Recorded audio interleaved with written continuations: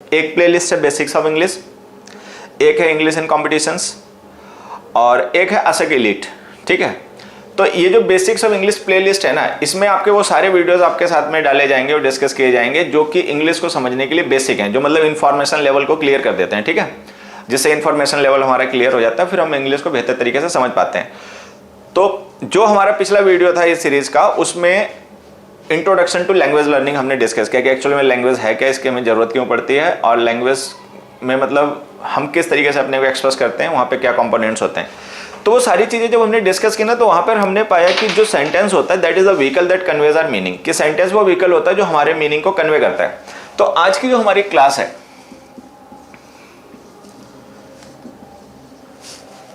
अगर तुम लोगों को दिख पा रहा हो, ये आज की जो हमारी क्लास है, मैं देखता हूँ एक मिनट, नहीं दिख रहा।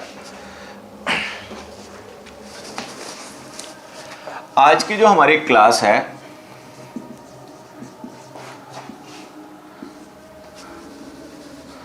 वो है the sentence and it's type को लेकर। टाइप्स क्या, पार्ट्स कहते हैं, टाइप्स तो हम ऐसे डिस्कस कर लेंगे।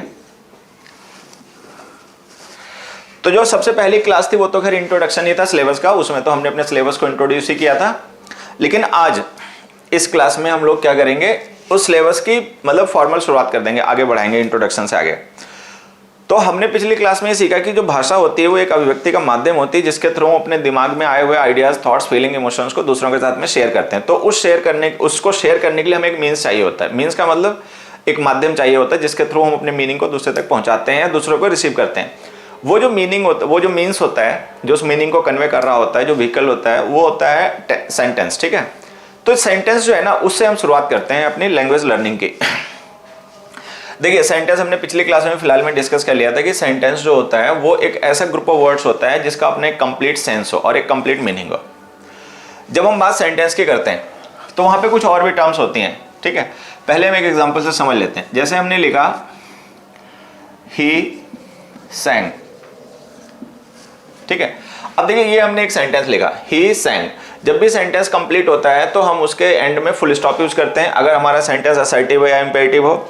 अगर वो क्वेश्चन हो तो क्वेश्चन मार्क यूज करते हैं, अगर एक्सक्लेमेटरी हो तो एक्सक्लेमेशन मार्क यूज करते हैं। तो फिलहाल में हमने फुल स्टॉप यूज किया, इसका मतलब ये सेंटेंस हो गया। अब हम इसको सेंटेंस इसलिए कह रहे हैं क्योंकि ये एक मतलब मीनिंग कन्वे कर रहा है, कंप्लीट मीनिंग कन्वे कर रहा है। किसी ने बात बताई है, किसी ने कोई काम परफॉर्म किया तो हम उसके बारे में बता रहे हैं, रिपोर्ट कर रहे हैं, तो ये सेंटेंस हो गया ही सैंग। अब अगर हम देखें कि सेंटेंस को लेकर हमें सीखना क्या है, तो सेंटेंस को लेकर हमें इसके पार्ट सीखने कि सेंटेंस किन एलिमेंट से बना होता है। ठीक है, कोई Ram Ram sir, I am Manipur, I am from Manipur. ठीक है, एक पांडे जी सॉरी सॉरी कह रहे हैं, समझ में नहीं आ रहा क्यों सॉरी कह रहे हो। देखिए, अगर सब कुछ ठीक चल रहा है, जो मैं पढ़ा रहा हूँ आपको समझ में आ रहा है, सुनाई पड़ रहा है, तो अपना चुपचाप पढ़ते रहो। मैं कमेंट्स भी आपके पढ़ नहीं पाऊंगा क्योंकि अभी मैं अपने मूड में हूँ। ठीक है, तो अभी मैं अपनी तरफ से पढ़ाता रहूंगा, बाद में ये सारी चीज़ें सुनूंगा, लास्ट के 10-5 मिनट आप लोगों को दूंगा और फिर उसके बाद में मैं आपसे डिस्कशन करूंगा। तो अभी मैं भी चाहूंगा कि आप लोग अपने कमेंट्स बंद करके चुपचाप मेरी बातों को सुने, जो मैं कह रहा हूँ उसको सुने और समझें। दोस्त ने ले लिया था भाई, क्षमा करिएगा सर, क्या कर रहे हो मुझे कुछ समझ में नहीं आ रहा। ये बंद करो, ये कमेंट में नहीं अभी पढ़ रहा आप लोगों के, अभी आप बंद करो। जब मैं लास्ट के 10 मिनट दूंगा और कुछ सुनो, मतलब कुछ कहूंगा बताने के लिए, तो फिर बताना। ठीक है, अभी सुनो मेरी बात चुपचाप। ASEC ऐप टॉप पे नहीं चल रहा। देखो, मैं सारी बातें करूंगा, लेकिन वो सारी बातें मैं करूंगा लास्ट के 10 मिनट। अभी मैं जब तक 40-20 मिनट 40 मिनट 50 मिनट पढ़ा रहा हूँ, चुपचाप मेरी बातें सुनो। ठीक है, गुड मॉर्निंग टू एवरीवन। अब बस आ जाओ, फोकस करो। तो हमने कहा कि जो सेंटेंस है ना, हम यहां से शुरुआत करते हैं अपने बेसिक फंडामेंटल्स की, जो हमारे बेसिक्स ऑफ इंग्लिश है, इसकी शुरुआत करते हैं सेंटेंस से। तो हमने पढ़ा कि सेंटेंस एक ऐसे ग्रुप ऑफ वर्ड्स होता है जो कि हमारे मीनिंग को, कंप्लीट मीनिंग को कन्वे करता है। तो अब जैसे हमने ये लिख दिया ही सैंग, ये एक सेंटेंस हो गया। ठीक है, अब इसको लेकर हम सीखें क्या भाई, हमें भाषा सीखनी है, तो सेंटेंस हमने लिख दिया ही सैंग। अब हम क्या सीखें इसके बारे में, इसके बारे में देखिए हमें क्या सीखना है। हमें सीखना है इसका स्ट्रक्चर। ठीक है, कि सेंटेंस का स्ट्रक्चर होता क्या है, जो ग्रुप ऑफ वर्ड्स हम यूज करते हैं अपनी बात को कहने के लिए, किसी को बताने के लिए, समझाने के लिए, तो उसका स्ट्रक्चर क्या होता है वो सीखना है। और हमें सीखना है कि जब हम कोई सेंटेंस फ्रेम करते हैं, लिखते हैं, बोलते हैं, तो उसमें कौन कौन से एलिमेंट्स की हमें जरूरत पड़ती है, मतलब उसके कौन कौन से पार्ट्स होते हैं। ठीक है, कौन कौन से वर्ड्स उसमें यूज होते हैं और उनके रोल क्या होते हैं। मतलब there is a lot to learn, मतलब ये शुरुआत है, यहाँ से चलेंगे तो बहुत दूर तक जाएंगे। ठीक है, तो शुरुआत करते हैं बिल्कुल फंडामेंटल से कि जब भी हम कोई सेंटेंस लिखते हैं बोलते हैं ना तो उसके दो बेसिक एलिमेंट होते हैं। वो दो एलिमेंट जो होते हैं उनको हम सब्जेक्ट या प्रेडिकेट के नाम से जानते हैं, सब्जेक्ट और प्रेडिकेट। ठीक है, तो सेंटेंस जो होता है जिसके थ्रू हम अपनी बात दूसरे तक पहुंचाते हैं, ठीक है, उसके दो बेसिक एलिमेंट होते हैं, एक सब्जेक्ट और एक प्रेडिकेट। ठीक है, सब्जेक्ट प्रेडिकेट मुझे लगता है फिर आप में से ज्यादातर बच्चे फिर भी जानते ही होंगे, लेकिन फिर भी अगर मान लीजिए कोई नया है इस चैनल पे जो अभी से आना शुरू हुआ, एक दो क्लास से पहले नहीं था, तो उसको मैं बता देता हूं। अक्सर होता क्या है कि बच्चे सब्जेक्ट को लेकर ये याद कर लेते हैं कि सब्जेक्ट वो होता है जो काम करे, जो डूअर हो। हालांकि ये बात आधी सच है, पूरी सच नहीं है। सब्जेक्ट के बारे में आपको ध्यान रखना है, what we talk about. Subject वो होता है जिसके बारे में हम बात करते हैं, जिसके बारे में भी हम बात करते हैं ना, वो सेंटेंस का सब्जेक्ट होता है। मतलब जिसके बारे में आप बता रहे हो, बोल रहे हो, कुछ भी कह रहे हो, तो वही आपका सब्जेक्ट है। ठीक है, फिर आगे प्रेडिकेट क्या होता है? प्रेडिकेट जो होता है, what is told about the subject.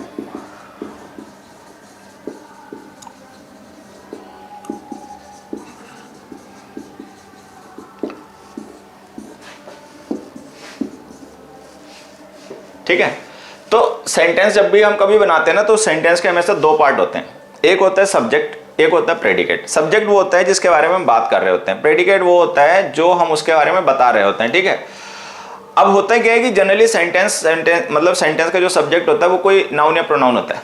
ठीक है, और प्रेडिकेट वो बात होती है जो हम उसके बारे में बता रहे होते हैं। वो सिंगल वर्ड भी होता है, ग्रुप ऑफ वर्ड्स भी हो सकता है। ठीक है, इस बात को थोड़ा आगे बढ़ाएंगे, लेकिन उससे पहले एक चीज और समझ लेना। जैसे हमने ही सैंग लिखा, तो इसमें एक सिंगल वर्ड सब्जेक्ट है और एक सिंगल वर्ड प्रेडिकेट है। ठीक है, अब ये जो प्रेडिकेट होता है ना, इसका जो मोस्ट इंपॉर्टेंट एलिमेंट होता है वो वर्ब होती है। मतलब we can not form a predicate without a verb. बिना वर्ब के प्रेडिकेट नहीं बन सकता है। कोई भी आप वर्ब मतलब कोई भी प्रेडिकेट फॉर्म करोगे तो उसमें आपको एक वर्ब मस्ट यूज करनी है। मतलब हम ऐसे कह सकते हैं कि जो मेन वर्ब होती है वो प्रेडिकेट का मोस्ट इंपॉर्टेंट पार्ट होती है। कोई भी प्रेडिकेट बिना मेन वर्ब के नहीं हो सकता। तो हम ऐसे कह सकते हैं कि किसी भी सेंटेंस में दो बेसिक एलिमेंट हमें जो चाहिए होते हैं वो होते हैं सब्जेक्ट और प्रेडिकेट। ठीक है, एक सिंगल वर्ड सब्जेक्ट हो सकता है, एक सिंगल वर्ड प्रेडिकेट हो सकता है। अच्छा, मल्टीपल भी हो सकते हैं। मल्टीपल का मतलब जैसे देखना, हमने लिखा ही एंड आई सैंग। ठीक है, अब यहां पर क्या है, प्रेडिकेट अभी भी वही है, सैंग।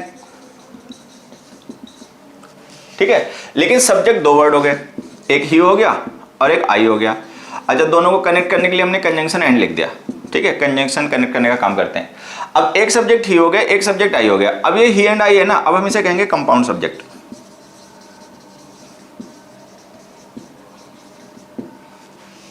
ठीक है, ये कंपाउंड सब्जेक्ट हो गया। ये लोग बच्चे ना कुछ सुन नहीं रहे अभी बात। देखो, ये मैं ना यूट्यूब पे इसीलिए मुझे फिर पसंद नहीं आती चीजें। यहाँ पे बच्चा ना उद्यमी होता है, बात मानता नहीं है। मैं कह रहा हूँ मेरी बातें थोड़ी देर सुन लो, मैं बात में बात करूंगा, सबसे बात करूंगा और बात सुनो, सबकी सुनूंगा, जो भी तुम कहोगे सुनूंगा भी, पूछूंगा भी, बताऊंगा भी। लेकिन अभी जब पढ़ा रहा हूं तो फोकस यहाँ पे करो। ठीक है, अभी कमेंट करना बंद करो। तो यहाँ पे एक सिंगल सब्जेक्ट हो गया ही और एक हो गया आई, दोनों को एंड से जोड़ दिया। अब ये दोनों ही इस प्रेडिकेट के सब्जेक्ट हैं। अब है प्रेडिकेट एक है, सब्जेक्ट उसके दो हैं, एक ही है और एक आई है, तो ये हमारा कंपाउंड सब्जेक्ट बन गया। तो हम इसे कहेंगे ही एंड आई जो है ये हमारा कंपाउंड सब्जेक्ट हो गया सेंटेंस के अकॉर्डिंग। अदरवाइज तो ये दो अलग अलग सब्जेक्ट हैं, ही अलग सब्जेक्ट है, आई अलग सब्जेक्ट है, लेकिन दोनों चूंकि एक ही कंपाउंड प्रेडिकेट के लिए यूज हो रहे हैं, उनका प्रेडिकेट कॉमन है, तो हम इन्हें कहेंगे कंपाउंड सब्जेक्ट। ठीक है, अच्छा, फिर अगर हम चाहें तो इसको ऐसे भी लिख सकते हैं। मान लो ये हमारा फर्स्ट सेंटेंस है ना, और हम इसको ऐसे लिख दें, ही सैंग एंड डांस्ड। ठीक है, तो एक बार भी हो गई, एक बार भी हो गई, ये मिलके हमारा एक प्रेडिकेट बन गया। अब चाहे आप इसको सिंगल प्रेडिकेट को, नहीं तो इसको भी कह दो कंपाउंड प्रेडिकेट, क्योंकि जो प्रेडिकेट का मोस्ट इंपॉर्टेंट वर्ड होता है ना, वो होता है वर्ब।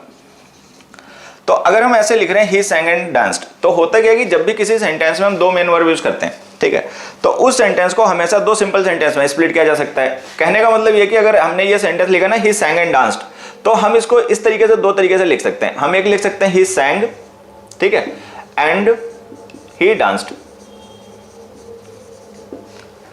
तो अगर हम ध्यान से देखें तो ही सैंग और ही डांस्ड, या छोड़ो, ऐसे लिखने के बजाय हम इसको ऐसे समझ लेते हैं। हमने एक सेंटेंस लिखा ही सैंग और एक सेंटेंस लगा ही डांस्ड।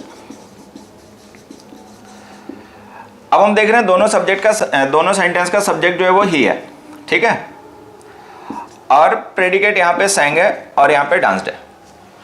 अब जब इन दोनों सेंटेंस को मिलाकर हम एक बनाएंगे तो ही चूंकि इस प्रेडिकेट का भी सब्जेक्ट है, इस प्रेडिकेट का भी सब्जेक्ट है, तो हम उसको एक ही बार लिख देंगे और इन दोनों प्रेडिकेट को जोड़ के एक प्रेडिकेट बना देंगे, sang एंड danced। तो ये हमारा कंपाउंड प्रेडिकेट हो गया, ठीक है।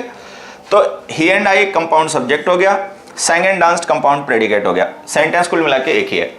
तो फिर से हम समझ लेते हैं कि जब भी हम कोई सेंटेंस लिखते बोलते हैं तो उस सेंटेंस के बेसिक दो पार्ट होते हैं, एक होता है सब्जेक्ट और एक होता है प्रेडिकेट। सब्जेक्ट वो होता है जो हम उसके बारे में बता रहे होते हैं और प्रेडिकेट वो होता है जो हम मतलब सब्जेक्ट वो होता है जिसके बारे में हम बात कर रहे होते हैं, ठीक है। अब प्रेडिकेट वो होता है जो हम उसके बारे में बता रहे होते हैं। प्रेडिकेट का जो सबसे इंपॉर्टेंट पार्ट होता है वो होता है वर्ब, मतलब बिना वर्ब के प्रेडिकेट बन नहीं सकते, और केवल सिंगल वर्ड एक अगर वर्ब है तो वो भी प्रेडिकेट बन जाएगा, ठीक है। जैसे एक केवल वर्ब है ना, ये sang, तो ये प्रेडिकेट हो गया। ये केवल एक वर्ब है danced, ये प्रेडिकेट हो गया, ठीक। तो जनरली किसी सेंटेंस में एक सब्जेक्ट होता है, एक प्रेडिकेट होता है। अगर हम दो या दो से ज्यादा सब्जेक्ट्स को एक साथ लिख देंगे तो फिर उस पूरी फ्रेज को हम कंपाउंड सब्जेक्ट कह देंगे। दो या दो से ज्यादा प्रेडिकेट को एक साथ लिख देंगे तो उसे हम कंपाउंड प्रेडिकेट कह देंगे, ठीक है। यहां तक आए। अब थोड़ा सा आगे बढ़ते हैं। मान लो हम कंपाउंड प्रेडिकेट ना लिखें, मैं आप लोगों को सेंटेंस का स्ट्रक्चर समझा रहा हूं कि सेंटेंस के क्या क्या स्ट्रक्चर्स हो सकते हैं।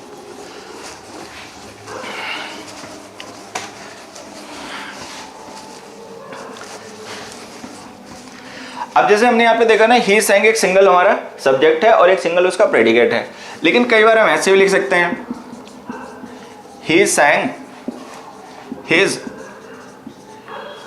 sang a song, ठीक है। अब ये जो sang a song है ना, ये पूरा प्रेडिकेट हो गया, ये पूरा प्रेडिकेट हो गया। अब इस प्रेडिकेट में वर्ब हो गई sang, एक्शन वर्ड जो भी होता है वो वर्ब होती है, ठीक है। और ये जो सॉन्ग है ना, ये इसका ऑब्जेक्ट कहा जाएगा, ठीक है। तो कुल मिला के अब हम सब्जेक्ट और प्रेडिकेट के अलावा जरा ऑब्जेक्ट को भी इंट्रोड्यूस कर लेते हैं कि ऑब्जेक्ट क्या होता है, ठीक है। सब्जेक्ट वो हो गया जिसके बारे में हम बात कर रहे हैं, प्रेडिकेट वो हो गया जो हम उसके बारे में बता रहे हैं। प्रेडिकेट का मोस्ट इंपॉर्टेंट वर्ड जो होता है वो होता है वर्ब, बिना वर्ब के प्रेडिकेट बन नहीं सकते। लेकिन कई बार क्या होता है, हम वर्ब के साथ में कुछ और वर्ड्स का भी यूज करने लग जाते हैं, तो वो सारे प्रेडिकेट का ही पार्ट होते हैं, लेकिन फिर हम उनके लिए अलग अलग टर्म्स यूज करते हैं। अब sang को वर्ब कह रहे हो, सॉन्ग को तो वर्ब नहीं कह दोगे, तो सॉन्ग को हम क्या कहेंगे, सॉन्ग को हम कहेंगे ऑब्जेक्ट, ठीक है।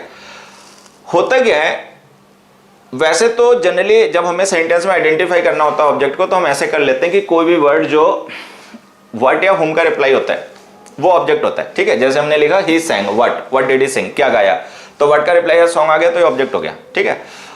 दूसरे तरीके से हम ऐसे कह सकते हैं कि ऑब्जेक्ट इज समवन और something that receives the effect of the action done by the subject. जब सब्जेक्ट कोई एक्शन परफॉर्म करता है तो उसका जो इफेक्ट रिसीव करता है वो एक्चुअल में हमारा ऑब्जेक्ट होता है। सिंपल शब्दों में अपना ऐसे याद रखें कि व्हाट या हुम का रिप्लाई जो होता है वो ऑब्जेक्ट होता है, ठीक है। तो अ सॉन्ग जो है ना, ये ऑब्जेक्ट हो गया, और sang अ सॉन्ग ये पूरा भी यहां से लेकर यहां तक प्रेडिकेट हो गया। अब हम इसे कंपाउंड प्रेडिकेट नहीं कहेंगे क्योंकि इसमें मेन वर्ब एक ही है, ठीक है। तो एक सिंगल प्रेडिकेट है, ठीक। फिर हम इसको थोड़ा सा आगे बढ़ाते हैं। हमने लिखा ही sang his फेवरेट सॉन्ग। अब देखो यहां पे जो ऑब्जेक्ट है ना वो है एक सिंगल वर्ड सॉन्ग, हालांकि उसके साथ हमने डिटरमिनर आर्टिकल लिख रखा है, लेकिन वो सिंगल वर्ड ही है सॉन्ग, ठीक है। लेकिन यहां पर हम देख रहे हैं हिज फेवरेट सॉन्ग, ये पूरा ऑब्जेक्ट है, ठीक है। तो यहां पर जो है वो सॉन्ग ऑब्जेक्ट है, यहां पर जो है वो हिज फेवरेट सॉन्ग ऑब्जेक्ट है। तो ये जो सॉन्ग है इसको तो हम कहेंगे वर्ड, क्योंकि वर्ड होता है ग्रुप ऑफ लेटर्स। लेकिन ये जो हिज फेवरेट सॉन्ग है ग्रुप ऑफ लेटर्स तो नहीं है, तो ग्रुप ऑफ वर्ड्स है। एक वर्ड हिज हो गया, एक वर्ड फेवरेट हो गया, एक वर्ड सॉन्ग हो गया, तो हम इसे कहेंगे फ्रेज, ठीक है। तो एक टर्म यहां पे हमारे लिए और इंट्रोड्यूस हो गई। अभी देखो हमने 3 देर में क्या सीखा, सब्जेक्ट सीखा, प्रेडिकेट सीखा, ऑब्जेक्ट सीखा, कंपाउंड सब्जेक्ट सीखा, कंपाउंड प्रेडिकेट सीखा, ठीक है। अब हमने सीखा यहाँ पे फ्रेज। फ्रेज जो टर्म है ना इसको भी क्लियर कर लेते हैं। फ्रेज हम कहते हैं ग्रुप ऑफ वर्ड्स को जिसमें मेन वर्ब ना हो। फिर से समझ लो, फ्रेज हम कहते हैं ग्रामर में, ग्रामर की बात करें अगर तो, ठीक है। वैसे तो फ्रेज का मतलब किसी चीज को बनाना होता है, ठीक है। फ्रेज का मतलब होता है ग्रामर में किसी ऐसे ग्रुप ऑफ वर्ड्स है जिसमें मेन वर्ब ना हो, ठीक है। वैसे तो ग्रुप ऑफ वर्ड्स होता है सिंपली। अब जो हिज फेवरेट सॉन्ग हमने लिखा ना, ये 3 वर्ड मिलके ऑब्जेक्ट है, तो हम इस वर्ड ग्रुप को, इस ग्रुप ऑफ वर्ड्स को हम कहेंगे फ्रेज। अच्छा, इस फ्रेज का सबसे इंपॉर्टेंट पार्ट जो है वो नाउन है, तो हम इसे कहेंगे नाउन फ्रेज। फिर से समझ लो, एक ऐसा ग्रुप ऑफ वर्ड्स, ठीक है, जिसका अपना मीनिंग तो है, सम मीनिंग है, कंप्लीट मीनिंग नहीं है, क्योंकि हम उसको इंडिपेंडेंटली यूज नहीं कर सकते, क्योंकि उसमें मेन वर्ड नहीं होती, ठीक है। एक ऐसा ग्रुप ऑफ वर्ड्स जो कोई मीनिंग कन्वे करता हो और मीनिंग वो कंप्लीट ना हो क्योंकि उसमें मेन वर्ड ना हो, तो हम उसे कहते हैं फ्रेज। अब उस फ्रेज का जो सबसे इंपॉर्टेंट वर्ड होता है वही उस फ्रेज का टाइप होता है। जैसे हिज फेवरेट सॉन्ग जो है, इस ग्रुप ऑफ वर्ड को हम फ्रेज कहेंगे। इस ग्रुप ऑफ वर्ड का सबसे इंपॉर्टेंट वर्ड जो है वो नाउन है, सॉन्ग, तो हम इसे कहेंगे नाउन फ्रेज है, ठीक है। कोई भी ग्रुप ऑफ वर्ड अगर सेंटेंस में सब्जेक्ट ऑब्जेक्ट है ना, तो वो नाउन फ्रेज ही होती है। तो हमने यहाँ पे फ्रेज को भी सीखा। अब एक सेंटेंस और देखते हैं। हमने लिखा दे आर वेरी हैप्पी। अब देखो, ये हैप्पी वर्ड जो है ना, ये एडजेक्टिव है, ठीक है। और ये जो वेरी हैप्पी है, ये ग्रुप ऑफ वर्ड है पूरा। ये जो वेरी है वो इसी हैप्पी को डिस्क्राइब कर रहा है, तो हम इसे कहेंगे फ्रेज एडजेक्टिव। ये हो गई हमारी एडजेक्टिव फ्रेज। फिर से समझ लो, इस ग्रुप ऑफ वर्ड में मेन वर्ड जो है वो सॉन्ग है, जो कि एक नाउन है, तो हम इसे कहेंगे नाउन फ्रेज। इस ग्रुप ऑफ वर्ड में जो मेन वर्ड है वो एडजेक्टिव है, तो हम इसे कहेंगे एडजेक्टिव फ्रेज। मतलब जो मेन वर्ड होता है उस ग्रुप ऑफ वर्ड्स का, वही उस फ्रेज का टाइप भी होता है। तो फ्रेज हम कहते हैं ऐसे ग्रुप ऑफ वर्ड्स को जिनका अपना एक कंप्लीट मीनिंग हो। तो कई बार क्या होता है कि सेंटेंस में सब्जेक्ट कोई सिंगल वर्ड होता है, ऑब्जेक्ट ग्रुप ऑफ वर्ड्स हो सकता है जिसे हम फ्रेज कहेंगे, ठीक है। वर्ब भी ग्रुप ऑफ वर्ड में हो सकती है, ठीक है, जैसे हम वर्ब फ्रेज कह सकते हैं। ऐसे समझना, he has been playing since 7 AM। तो देखो, ये हैज बीन प्लेइंग है ना, ये पूरी वर्ब फ्रेज है। जो वर्ब फ्रेज होती है उसमें तो नाम से ही, as the name itself suggest, जैसा कि नाम से पता चल जाता है, उसमें तो खैर मेन वर्ब होगी, लेकिन बाकी जो फ्रेजेस होते हैं उनमें मेन वर्ब नहीं होती, ठीक है। तो ये जो हमने लिखा ना, he has been playing since 7 AM, तो ये जो तीनों वर्ड है ना, इसमें ये ही सब्जेक्ट हो गया, ठीक है। एक वर्ड मैं यहाँ पे और लिख देता हूँ, cricket. He has been playing cricket since 7 AM। Subject हो गया ही, क्रिकेट हो गया ऑब्जेक्ट। इसके बारे में हम बात कर रहे हैं, तो ये सब्जेक्ट है, ये वर्ड का रिप्लाई है, तो ऑब्जेक्ट है। अब ये सब्जेक्ट है, ये ऑब्जेक्ट है, बाकी ये बचे तीनों वर्ड क्या हैं, ये हैं वर्ब। तो ये तीनों वर्ड मिलके हमारी वर्ब फ्रेज बन गए। तो फिर से समझ लें, जब हम ग्रुप ऑफ वर्ड्स को यूज करते हैं जिनका अपना एक कोई मीनिंग हो, वो भले कंप्लीट मीनिंग ना हो, तो हम उन्हें फ्रेज कहते हैं। अगर उस ग्रुप ऑफ वर्ड का मेन वर्ड नाउन है तो वो नाउन फ्रेज है। अगर उस ग्रुप ऑफ वर्ड का मेन वर्ड एडजेक्टिव है तो एडजेक्टिव फ्रेज है। अगर उस ग्रुप ऑफ वर्ड्स का मेन वर्ड वर्ब है तो वर्ब फ्रेज है। तो ये जो हमने लिखा ना, हैज बीन प्लेइंग, ये हमारी वर्ब फ्रेज है। तीन वर्ड मिलके वर्ब का काम कर रहे हैं, तो इसे वर्ब फ्रेज कह देंगे, ठीक है। तो हमने ये सब्जेक्ट सीखा, ये सीखा, सब सीखा। फ्रेज को लेकर थोड़ी सी चीज और क्लियरिटी ले आते हैं। हमने एक सेंटेंस लिखा, ही has been playing cricket in the sun since 7 AM। अब हमने ये लिख दिया, he has been playing cricket in the sun since 7 AM। होता क्या है, ये इन प्रीपोजिशन है, इस प्रीपोजिशन का ऑब्जेक्ट है। जो बच्चे पहले से जानते हो ठीक है, जो नहीं जानते वो आगे हमेशा ध्यान रखेंगे कि जब भी हम कोई प्रीपोजिशन यूज करते हैं तो उसके बाद हमें हमेशा उसका ऑब्जेक्ट लिखना पड़ता है। जैसे वर्ब के बाद उसका ऑब्जेक्ट लिखना पड़ता है, अगर वर्ब ट्रांसिटिव हो तो। ये ट्रांसिटिव ट्रांसिटिव टर्म्स भी हम आने वाली क्लासेस में धीरे धीरे क्लियर करेंगे। आज की जो क्लास है हमारा, इसका फोकस है कि हम सेंटेंस, उसमें यूज होने वाली टर्म्स जो उसके पार्ट्स होते हैं वो, और उन पार्ट्स के टाइप्स, ये सीखना है। मतलब आज की क्लास में हमें सीखना है सब सेंटेंस, सेंटेंस के पार्ट्स, उन पार्ट्स के टाइप्स, और फिर टाइम बचा तो सेंटेंस के टाइप्स भी, ठीक है। तो जब भी हम कोई प्रीपोजिशन यूज करते हैं ना, तो उसके बाद हमेशा हमें किसी नाउन या प्रोनाउन को लिखना पड़ता है। वो नाउन या प्रोनाउन जो हम प्रीपोजिशन का लिखते हैं उसका ऑब्जेक्ट कहा जाता है। होता क्या है कि प्रीपोजिशन का जो बेसिक फंक्शन होता है वो यही होता है। प्रीपोजिशन का काम होता है किसी नाउन या प्रोनाउन को सेंटेंस के दूसरे वर्ड से रिलेट करना। तो जब भी कोई प्रीपोजिशन यूज करोगे तो उसके बाद कोई नाउन या प्रोनाउन ऑब्जेक्ट बना के लिखना ही पड़ेगा, ठीक है। तो जैसे ये इन प्रीपोजिशन हो गई, द सन जो नाउन है उस प्रीपोजिशन का ऑब्जेक्ट हो गया, और ये भी फ्रेज बन गई। भाई हमने कहा कि ग्रुप ऑफ वर्ड्स को हम फ्रेज कहते हैं। तो ऐसे फ्रेजेस जो प्रीपोजिशन प्लस देयर ऑब्जेक्ट बनती हैं, मतलब हमने कोई प्रीपोजिशन है उसके बाद में कोई ऑब्जेक्ट लिखा, फिर वो जो ग्रुप ऑफ वर्ड्स फ्रेज बना, जैसे इन द सन एक फ्रेज बन गया, तो हम इन्हें कहते हैं प्रीपोजिशनल फ्रेजेस, प्रीपोजिशनल फ्रेजेस, ठीक है। अच्छा, अब हमें ध्यान ये रखना है कि जो प्रीपोजिशनल फ्रेजेस होती हैं, ठीक है, ये एडजेक्टिव या एडवर्ब होती हैं, ठीक है। फिर से समझ लो, जब भी हम कोई प्रीपोजिशन लिखेंगे तो उस प्रीपोजिशन के बाद में किसी नाउन या प्रोनाउन को उसका ऑब्जेक्ट बना के लिखना पड़ेगा, ठीक है। तो वो जो ग्रुप ऑफ वर्ड्स तैयार होगा वो एक फ्रेज होगा। क्योंकि उस फ्रेज को हम प्रीपोजिशन की मदद से फॉर्म कर रहे हैं तो हम उसे कहेंगे प्रीपोजिशनल फ्रेज। और प्रीपोजिशनल फ्रेजेस जो होते हैं वो एडजेक्टिव या एडवर्ब के तरीके से एक्ट करते हैं सेंटेंस में, ठीक है। जैसे हमने लिखा ही has been playing cricket in the sun, तो इन हो गए प्रीपोजिशन, द सन हो गया इस प्रीपोजिशन का ऑब्जेक्ट। अगर हम ध्यान से देखें तो वेयर का रिप्लाई है, तो वेयर का रिप्लाई होने की वजह से हम इसे कहेंगे एडवर्ब फ्रेज, ठीक है। He has been playing cricket, where has he been playing, तो इन द सन आ गया वेयर का रिप्लाई। तो जो वेयर का रिप्लाई होते हैं वो एडवर्ब ऑफ प्लेस होते हैं। तो ये एडवर्ब ऑफ प्लेस की फ्रेज हो गई, प्रीपोजिशनल फ्रेज है जो एडवर्ब का काम कर रही है, ठीक है। फिर हमने एक तीसरा सेंटेंस लिखा, nobody help the man in the car. अब देखो ये इन प्रीपोजिशन हो गई, द कार प्रीपोजिशन का ऑब्जेक्ट हो गया, ठीक है। अब ये प्रीपोजिशनल फ्रेज हो गई। अब ये प्रीपोजिशनल फ्रेज या तो एडजेक्टिव होगी या एडवर्ब होगी। तो अब हमें ये पहचानना कि सेंटेंस में क्या होगी। अगर कोई बच्चा ये मान ले, पहले से याद कर ले कि इन लिखा है तो एडवर्ब भी होगी, तो मैं ये समझाना चाहता हूं ऐसा है नहीं। वो depending on the context, depending on the sentence के स्ट्रक्चर वो वेरी करता है। मतलब ऐसा नहीं है कि हमने इन द सन हर जगह लिखेंगे तो ये प्रीपोजिशनल फ्रेज एडवर्ब भी होगी, हो सकता है कहीं पे एडजेक्टिव भी हो, वो डिपेंड करता है सेंटेंस के कॉन्टेक्स्ट पे। जैसे कि अगर ये इन द फ्रेज जो है वो इस हेल्प वर्ब को डिस्क्राइब करे तब तो हम इसे एडवर्ब कहते हैं, लेकिन अगर इस मैन को रेफर करें तो हम इसे एडजेक्टिव कहेंगे, क्योंकि हेल्प है वर्ब, मैन है नाउन। अगर ये वर्ड इस हेल्प को डिस्क्राइब कर रहा है तो इसको वर्ब कहना पड़ेगा, अगर इन द हेल्प इस मैन को डिस्क्राइब कर रहा है तो नाउन कहना पड़ेगा। और हमें पता अगर हम इसे हेल्प कह देंगे ना तो ये थोड़ा लॉजिकल नहीं लगेगा। Nobody help the man in the car, where did he not help in the car, तो हमें लगेगा ये अटपटा सा है कि कार के अंदर किसी ने उसको हेल्प नहीं किया जाके, ठीक है।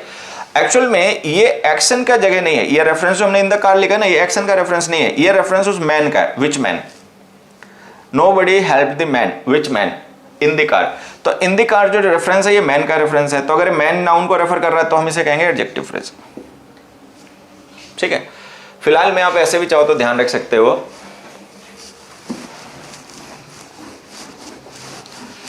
कि इंग्लिश में वो वर्ड्स या फ्रेजेस जो when, where, why, how etcetera को रिप्लाई करते हैं एडवर्ब होते हैं, और जो वर्ड्स या फ्रेजेस विच या व्हाट काइंड ऑफ को रिप्लाई करते हैं वो एडजेक्टिव्स होते हैं, ठीक है। तो ये हम ध्यान से देखेंगे ना तो वेयर का नहीं, विच का रिप्लाई है। Nobody help the man, which man, nobody, which man did nobody help, किस आदमी की मदद नहीं की, तो विच मैन का रिप्लाई आएगा इन द कार। तो ये हमारी हो गई एडजेक्टिव फ्रेज, ऐसे समझना।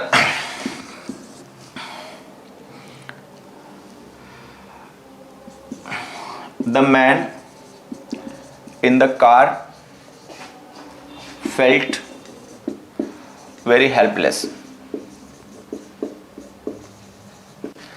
ये मैं इसलिए समझाना चाहता हूं क्योंकि यहां पे ना कुछ बच्चे डिडक्शन ऐसा निकाल लेते हैं कि इन लिखा होगा, ऑन लिखा होगा तो एडवर्ब फ्रेज ही होगी। ऐसा हमेशा नहीं होता, ठीक है। इस एग्जांपल से समझना, जैसे हमने लिखा the man in the car felt very helpless, ठीक है। अब ये फेल्ट वेरी हेल्पलेस हमारा प्रेडिकेट हो गया, ठीक है। फेल्ट वर्ब हो गई, वेरी हेल्पलेस उसके बाद में जो हमने लिखा वो कॉम्प्लीमेंट है, धीरे आने वाली क्लासेस में धीरे धीरे समझाएंगे। तो वो प्रेडिकेट हो गया, जो हम किसी के बारे में कह रहे हैं, जो भी हम कहते हैं किसी के बारे में वो प्रेडिकेट होता है। अब ये मैन हो गया सब्जेक्ट। अब हम इस इन द कार को कहां पे सेट करें, ठीक है। अब ये इन द कार फेल्ट का तो डिस्क्रिप्शन होगा नहीं, क्योंकि अगर फेल्ट का डिस्क्रिप्शन होता तो बाद में लिखा जाता, वर्ब के बाद आता। अगर तुम लोगों को पता हो व्हेन, वेयर और हाउ के रिप्लाई जो होते हैं एडवर्ब, मैनर, प्लेस, टाइम, वो वर्ब के बाद लिखे जाते हैं। तो अगर हम इन द कार यहाँ पे लिख रहे हैं ना तो ये डिस्क्रिप्शन मैन का है। The man felt very helpless, which man did feel very helpless, कौन से आदमी ने फील किया, तो इन द कार रिप्लाई आ गया। तो इन द कार जो है ना ये एडजेक्टिव है, तो हम इसे कहेंगे एडजेक्टिव फ्रेज। तो हमें यहाँ पे ध्यान देना है, वैसे तो कोई भी ग्रुप ऑफ वर्ड जो होता है जिसका अपना एक मीनिंग हो, मतलब कुछ मीनिंग हो, कंप्लीट नहीं होता वो मीनिंग कभी भी, वो कुछ होता है, ठीक है, तो हम उसको फ्रेज कहते हैं। उस ग्रुप ऑफ वर्ड में जो मेन वर्ड होता है, नाउन होता है तो वो नाउन फ्रेज होती है, एडजेक्टिव होता है तो एडजेक्टिव फ्रेज होती है, वर्ब होता है तो वर्ब फ्रेज होती है, ठीक है। लेकिन कुछ फ्रेजेस हम बनाते हैं प्रीपोजिशन की मदद से। जब हम प्रीपोजिशन यूज करते हैं तो उसके बाद कोई नाउन या प्रोनाउन का ऑब्जेक्ट बना के लिखना पड़ता है, तो फिर वो भी एक फ्रेज बन जाती है, ठीक है। तो वो जो प्रीपोजिशनल फ्रेजेस होती हैं, उन फ्रेजेस को मतलब उन फ्रेजेस का यूज सेंटेंस में as an adjective, as an adverb होता है। अच्छा, वो कब एडजेक्टिव होती हैं, कब एडवर्ब होती हैं, वो आप सेंटेंस देखकर ही पहचान जाओगे, नहीं तो धीरे धीरे हम इसी टॉपिक को जैसे जैसे आगे बढ़ाते रहेंगे, आने वाली क्लासेस में धीरे धीरे क्लियर होता चला जाएगा, ठीक है। बस ये ध्यान रखना कि वो या तो एडजेक्टिव या एडवर्ब होती हैं। तो हमने यहाँ पे फ्रेज भी क्लियर कर लिया कि फ्रेज क्या होता है। अब थोड़ा सा आगे बढ़ते हैं।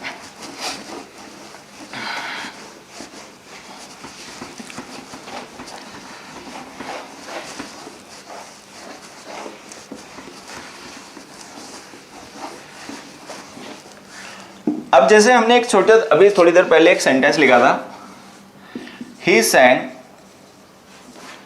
his favorite song। तो यहां पे his favorite song, ये जो फ्रेज है ना, ये ऑब्जेक्ट है, ठीक है, और हम इसे फ्रेज कहेंगे क्योंकि ग्रुप ऑफ वर्ड है जिसका अपना एक मीनिंग तो है लेकिन वो मीनिंग कंप्लीट नहीं है, तो हमें फ्रेज कहेंगे, ठीक है। अब मान लो मैं इसको चेंज करके ऐसे लिख दूं, he sang this song which was his favorite one, ऐसे लिख दें। अब देखो ये जो हमने लिखा ना he sang, ठीक है, he तो सब्जेक्ट हो गया, sang the song which was his favorite one predicate हो गया, ठीक है। अब ये पूरा प्रेडिकेट है, ठीक। इस प्रेडिकेट में जो sang है ये वर्ब हो गई, एक्शन एक्टिविटी। अच्छा, अगर ये वर्ब हो गई तो ही sang what did he sing, तो व्हाट का रिप्लाई गया the song which was his favourite one, वो गाना जो उसका फेवरेट था। अब ये पूरा का पूरा ऑब्जेक्ट हो गया। लेकिन अब अगर हम ध्यान से देखें तो यहां पे ये ग्रुप ऑफ वर्ड्स था ऑब्जेक्ट, ठीक है, यहां पर भी ये ग्रुप ऑफ वर्ड ऑब्जेक्ट है, लेकिन यहां तो कहानी कुछ और बन गई। इस ग्रुप ऑफ वर्ड में कोई मेन वर्ब तो है नहीं, लेकिन यहां पर तो एक मेन वर्ब भी है, वॉज। ये वॉज जो है ये हेल्पिंग वर्ब नहीं है, मेन वर्ब है, ठीक है, ध्यान रखना। अब हम देख रहे हैं इतना बड़ा ऑब्जेक्ट, इसे अब हम क्या कहेंगे, फ्रेज कह सकते हैं क्या? अब हम इसे फ्रेज नहीं कह पाएंगे। अब इसमें पता क्या, ये जो सॉन्ग है ये तो एक नाउन हो गया, लेकिन इस नाउन के लिए जो हम ये डिस्क्रिप्शन यूज कर रहे हैं ना, विच सॉन्ग, अभी थोड़ी देर पहले हमने डिस्कस किया, जो वर्ड्स व्हाट काइंड ऑफ या विच को रिप्लाई करते हैं वो एडजेक्टिव होते हैं, ठीक है। अगर कोई ग्रुप ऑफ वर्ड्स विच को या व्हाट काइंड ऑफ को रिप्लाई करे तो वो भी एडजेक्टिव होता है, ठीक है। अब हम यहाँ पे देख रहे हैं जो विच का रिप्लाई है ना, वो एक बड़ा ग्रुप ऑफ वर्ड है और जिसमें एक मेन वर्ब भी है। तो अगर हम कोई ऐसा ग्रुप ऑफ वर्ड यूज करें सेंटेंस में जिसमें मेन वर्ब भी हो, ठीक है, तो हम इसे कहेंगे क्लॉज। तो ये जो which was his favourite song है ना, ये क्लॉज है। ये क्लॉज जो है वो सॉन्ग को डिस्क्राइब कर रही है, तो हम इसे कहेंगे एडजेक्टिव क्लॉज, की एडजेक्टिव क्लॉज। तो अब हम एक टर्म और आगे बढ़ाए हैं, अब हम आगे क्लॉज पे कि क्लॉज क्या होते हैं, ठीक है। तो देखो यहां पे ध्यान देना, क्लॉज हम कहते हैं सेंटेंस के किसी भी ऐसे पार्ट को जिसका अपना सब्जेक्ट और अपना प्रेडिकेट हो, ठीक है। फिर से समझ लेते हैं, क्लॉज हम कहते हैं सेंटेंस के किसी भी ऐसे पार्ट को जिसका अपना सब्जेक्ट और अपना प्रेडिकेट हो। जैसे कि ये जो विच हमने लिखा है ना, ये प्रोनाउन होता है, जो बच्चे जानते हैं ठीक है, जो नहीं जानते वो आगे ध्यान रखेंगे। ये जो विच है ना, ये एक्चुअल में एक सब्जेक्ट है, प्रोनाउन है तो सब्जेक्ट बनेगा, ऑब्जेक्ट तो हो नहीं सकता, ठीक है, तो ये सब्जेक्ट हो गया।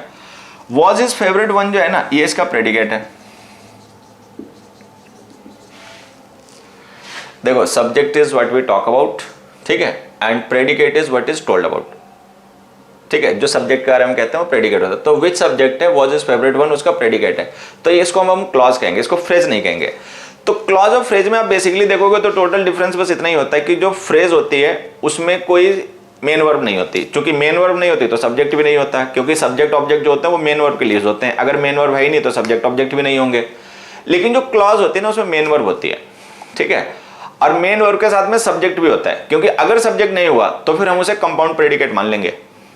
अभी पढ़ा था ना, ही sang एंड डांस्ड, तो sang भी वर्ब है, डांस्ड भी वर्ब है, लेकिन वो क्लॉज नहीं है, वो एक प्रेडिकेट है, कंपाउंड प्रेडिकेट, दो प्रेडिकेट मिलके एक बन गए, ठीक है।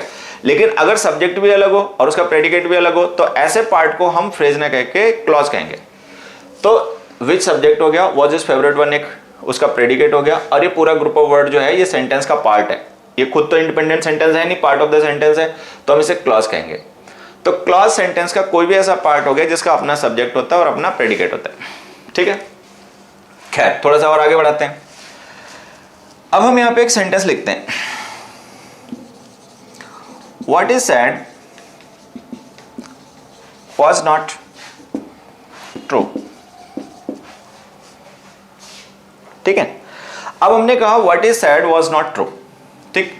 ये जो was not true है ना, इसमें was मेन वर्ब है, ठीक है, और not true उसके बाद में लिखा गया उसका कॉम्प्लीमेंट है, हालांकि वो लोग आप बाद में जान पाओगे अगर पहले से नहीं जानते हो। लेकिन was not true प्रेडिकेट है, ये बात समझ में आनी चाहिए, क्योंकि प्रेडिकेट वो होता है जो हम किसी के बारे में बताते हैं।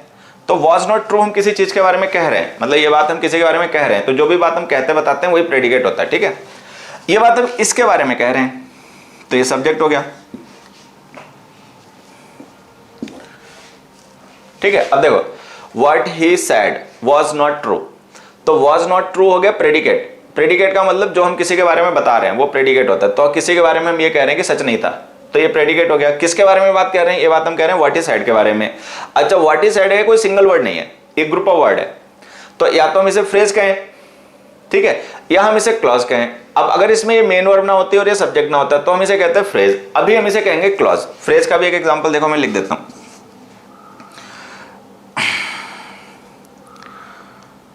His last statement was not true। अब देखो ये was not true प्रेडिकेट हो गया, ठीक है, और his last statement जो है ना उसका सब्जेक्ट हो गया, ठीक है। फिर से हमने किसी के बारे में कहा कि was not true, कि वो बात सच नहीं थी। ये बात हमने किसके बारे में कही, his last statement के बारे में, तो his last statement सब्जेक्ट हो गया, क्योंकि जिसके बारे में भी हम कुछ कह रहे होते हैं वही सब्जेक्ट होता है। अब ये ग्रुप ऑफ वर्ड जो है ना सब्जेक्ट है, ठीक है, लेकिन इस ग्रुप ऑफ वर्ड को हम कहेंगे फ्रेज। फ्रेज इसलिए कहेंगे क्योंकि इसमें कोई मेन वर्ब नहीं है, लेकिन यहां पर हम देख रहे हैं कि मेन वर्ब है सैड और उसके साथ में उसका सब्जेक्ट भी लिखा हुआ है, और ये पूरा कंप्लीट सेंटेंस भी नहीं है, ये इस पूरे कंप्लीट सेंटेंस का एक पार्ट है। तो ऐसा ग्रुप ऑफ वर्ड जिसमें कोई मेन वर्ब हो और सब्जेक्ट हो और वो सेंटेंस ना होकर सेंटेंस का पार्ट हो, तो हम उसे क्लॉज कहते हैं, तो इसे हम कहेंगे क्लॉज, ठीक है। ऐसे चल रही कहानी। तो अब हुआ क्या, हिज लास्ट स्टेटमेंट जो एक फ्रेज है जो सब्जेक्ट का काम कर रही है, ठीक है, नाउन फ्रेज कहेंगे इसे, क्योंकि इसका मेन वर्ड जो है वो नाउन है, स्टेटमेंट, ठीक है। अच्छा व्हाट इज सैड ये जो क्लॉज है, ठीक है, ये भी सब्जेक्ट का काम कर रही है। अब हमें पता है कि अगर तुम लोग पहले से जानते हो, अभी मैंने बताया भी था कि इंग्लिश में जब हम सेंटेंस बनाते हैं तो उनका सब्जेक्ट ऑब्जेक्ट कोई नाउन या प्रोनाउन होता है। अगर मान लो कोई फ्रेज काम करे सब्जेक्ट का तो हम उसे नाउन फ्रेज कह देंगे, अगर कोई क्लॉज काम करे वही सब्जेक्ट ऑब्जेक्ट का तो हम उसे नाउन क्लॉज कह देंगे, ठीक है। तो ये नाउन क्लॉज हो गई और ये नाउन फ्रेज हो गई। फ्रेज और क्लॉज का डिफरेंस समझ पा रहे होगे अब तुम लोग, ठीक है। ये एडजेक्टिव फ्रेज थी। एडजेक्टिव फ्रेज इसलिए थी क्योंकि ये डिस्क्राइब कर रही थी सॉन्ग को। सॉन्ग नाउन है, नाउन को डिस्क्राइब करने के लिए इसको हमने यूज कर लिया। कोई भी वर्ड, कोई भी क्लॉज या कोई भी फ्रेज जो विच या व्हाट काइंड ऑफ को रिप्लाई करती है वो एडजेक्टिव होती है। तो जैसे हमने लिखा ही sang the song, which song, कौन सा सॉन्ग उसने गाया, तो सॉन्ग को डिस्क्राइब करने में हमने लिख दिया which was his favourite one. तो which was his favourite one जो है हमारी एडजेक्टिव क्लॉज हो गई जो सॉन्ग को डिस्क्राइब कर रही है।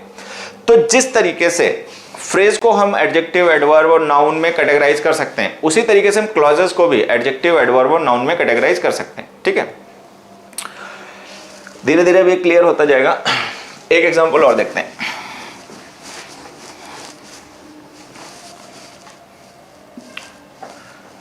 Fifth, he was singing when they arrived।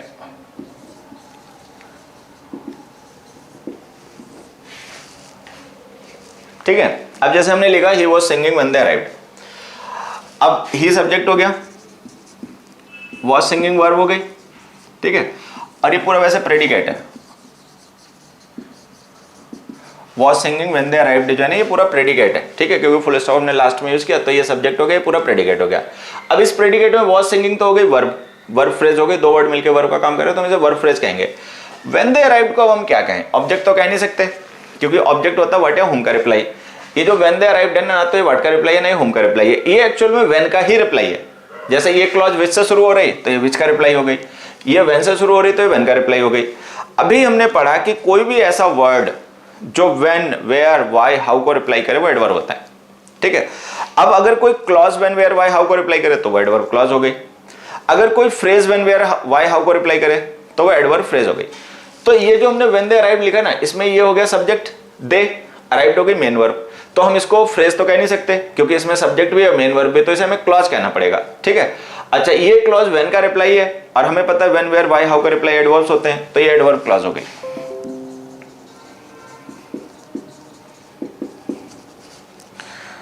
ठीक है। तो ऐसे ग्रुप ऑफ वर्ड्स जिनका अपना एक मीनिंग होता है, वो मीनिंग कंप्लीट नहीं होता है और उनमें कोई मेन वर्ब नहीं होती है, उन ग्रुप ऑफ वर्ड्स को हम कहते हैं फ्रेज। फ्रेज जो होती है वो एडजेक्टिव भी हो सकती है, एडवर्ब भी हो सकती है, नाउन भी हो सकती है। ठीक है। प्रीपोजिशनल फ्रेजेस जो होती हैं, जो प्रीपोजिशन प्लस ऑब्जेक्ट बनाने से बनती हैं, वो एडजेक्टिव या एडवर्ब भी होती हैं। उसके बाद में कुछ ग्रुप ऑफ वर्ड्स ऐसे भी होते हैं जिनमें मेन वर्ब होती है और सब्जेक्ट होता है और वो सेंटेंस का पार्ट होते हैं, वो इंडिपेंडेंट सेंटेंस नहीं होते, उसके पार्ट होते हैं, उनको हम कहते हैं क्लॉज। ठीक है। क्लॉज और फ्रेज में बेसिक डिफरेंस यही होता है कि क्लॉज में मेन वर्ब होती है और उसका सब्जेक्ट होता है, फ्रेज में मेन वर्ब और सब्जेक्ट नहीं होता है। ठीक है। वो केवल ग्रुप ऑफ वर्ड होते हैं, मेन वर्ब नहीं होती। उसके बाद में जिस तरीके से एडवर्ब को मतलब फ्रेज को हम एडजेक्टिव एडवर्ब नाउन के अकॉर्डिंग कैटेगराइज कर सकते हैं, उसका फंक्शन सेंटेंस में देखने के बाद में कि अगर सब्जेक्ट ऑब्जेक्ट है तो नाउन फ्रेज है, किसी नाउन को डिस्क्राइब कर रही है विच का व्हाट काइंड ऑफ का रिप्लाई है तो एडजेक्टिव फ्रेज है। ठीक है।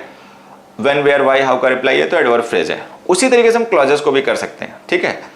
जो क्लॉजेस सेंटेंस में सब्जेक्ट ऑब्जेक्ट होती हैं वो नाउन क्लॉज होती हैं।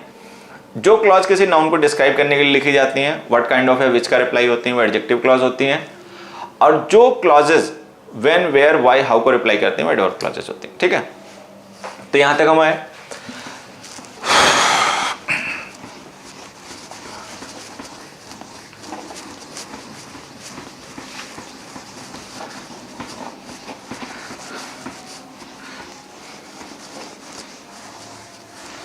अब थोड़ा सा क्लॉजेस को ना हम डिटेल में समझ लेते हैं। डिटेल में समझने का मतलब थोड़ा सा इसको और इससे रिलेटेड कुछ टॉपिक्स हैं जो हमें क्लियर हो जाने चाहिए। जैसे हमने लिखा Mohan sang a song and we enjoyed his singing। ठीक है, एक ही हो गया। ठीक। फिर हमने एक सेंटेंस लिखा मोहन sang a song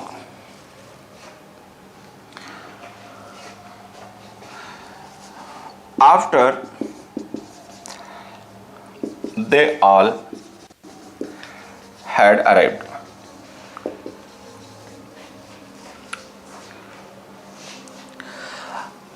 अब देखो, जैसे ये हमने सेंटेंस लिखा है तो ये हमारे दो सेंटेंस हैं, एक सेंटेंस ये, एक सेंटेंस ये। ठीक है। यहाँ पे हमने एक सिंगल फुल स्टॉप यूज किया ना, तो ये एक ही सेंटेंस हुआ पूरा का पूरा। ठीक है।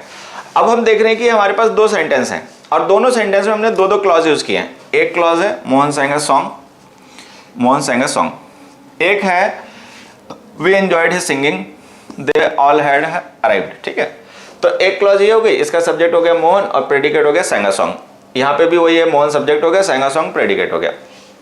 यहाँ पर आते हैं, we सब्जेक्ट हो गया, enjoyed his singing प्रेडिकेट हो गया, they सब्जेक्ट हो गया, all had arrived उसका प्रेडिकेट हो गया।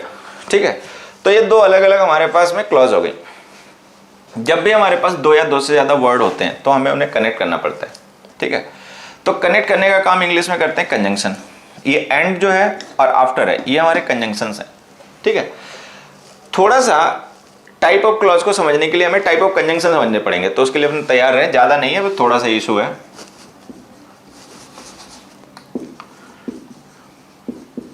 एक काम करते हैं, यहां से लिखता हूं। देखो, ये जो इंग्लिश में कंजंक्शंस होते हैं ये दो टाइप के होते हैं। एक होते हैं कोऑर्डिनेट कंजंक्शंस। कोऑर्डिनेट कंजंक्शंस हम कहते हैं उन कंजंक्शंस को जो सेम रैंक के स्ट्रक्चर्स को कनेक्ट करके कंपाउंड वर्ड्स बनाते हैं, कंपाउंड वर्ड्स बनाते हैं, कंपाउंड क्लॉज बनाते हैं, कंपाउंड फ्रेज बनाते हैं। ठीक है। ऐसे हो गए, मतलब सेम रैंक के स्ट्रक्चर्स को जोड़ते हैं। बात ये हो गए फॉर, एंड, नॉर, बट, और, येट, सो, एटसेट्रा। ये सारे में ध्यान रखने हैं, क्योंकि ये जो भी हम सीख रहे हैं पिछली क्लास से डिस्कस करना हमने शुरू किया है, ये सब फंडामेंटल्स इंग्लिश के। अगर इंग्लिश को बेहतर से सीखना समझना चाहते हो तो उसके लिए इन चीज़ों की जरूरत पड़ेगी। तो ये सारे हमारे कोऑर्डिनेट कंजंक्शंस हैं, इनको याद रखना पड़ेगा। हालांकि इनको याद रखने के लिए एक निमोनिक यूज किया जाता है, आप भी उसी को याद करें, उसी को यूज करें, fan boys, for and nor but और येट सो।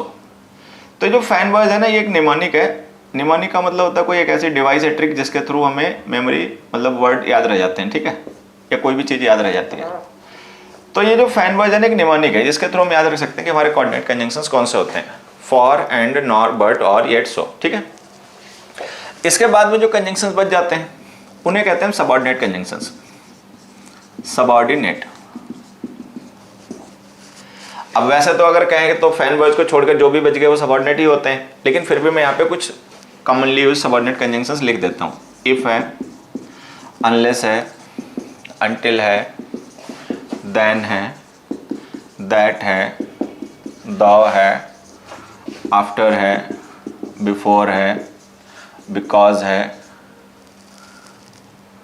ठीक है, व्हेन है, एटसेट्रा। ये अपना ध्यान रखना कि जो WH फैमिली वर्ड्स होते हैं ना, जब हम उन्हें एज ए कंजंक्शन यूज करते हैं तो वो सबऑर्डिनेट कंजंक्शन का ही रोल प्ले करते हैं, ठीक है।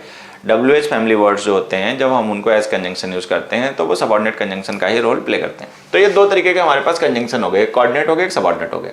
कोऑर्डिनेट कंजंक्शंस हो गए fan boys, for and nor but और येट सो, और सबऑर्डिनेट कंजंक्शन हो गए ये सारे, बाकी छोड़ के, फैन बॉयज को छोड़ के, अदर देन फैन बॉयज जो भी है वो सबऑर्डिनेट कंजंक्शन हो गए। WH फैमिली वर्ड जो होते हैं जब उनको एज ए कंजंक्शन यूज करते हैं तो उनका रोल जो होता है वो सबऑर्डिनेट का ही होता है, तो हम उन्हें सबऑर्डिनेट कंजंक्शन ही कहते हैं। व्हेन, वेयर, व्हाई, हाउ वगैरह ये सारे।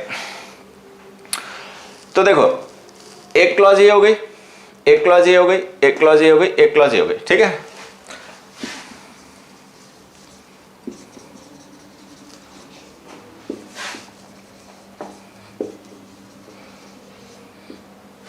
ऐसे अब हम देख रहे हैं कि ये क्लॉज तो खैर हमने बिना कंजंक्शन के लिख रखे हैं, इनके लिए तो हमें कोई कंजंक्शन की जरूरत नहीं है, तो हम इन्हें कहेंगे मेन क्लॉज।